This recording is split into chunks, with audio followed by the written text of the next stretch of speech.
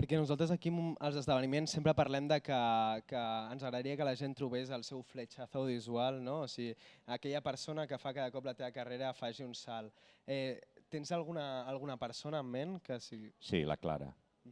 Jo crec que la Clara, perquè després conec el Toni Soler, que em fa un càsting, però és que al Toni li diuen hi ha una parella de còmics que estan al Club Capitol fent una bogeria, vés a veure'ls, que érem la Clara i jo, que ja estaven fent les nostres obres rares d'esquetxos i gags i personatges friquis, no? I cançons i tal. I érem la Clara i jo, amb 24 anys, que jo, quan conec a la Clara, ja el dia que la Clara fa la primera broma, jo dic, jo he de treballar amb aquesta tia, perquè és genial, no? I llavors li dic, Clara, per què no fem un espectacle els dos de palles mentals, de coses que ens fan gràcia? I vam començar a fer un espectacle bastant musical, de paròdia de cançó italiana, cançó brasilenya. Ella feia una cantant de jazz cega i borratxa, molt divertida, jo el pianista, ens anàvem tornant, ella tocava el piano també, canta superbé, la Clara. Va ser com, anem a provar coses.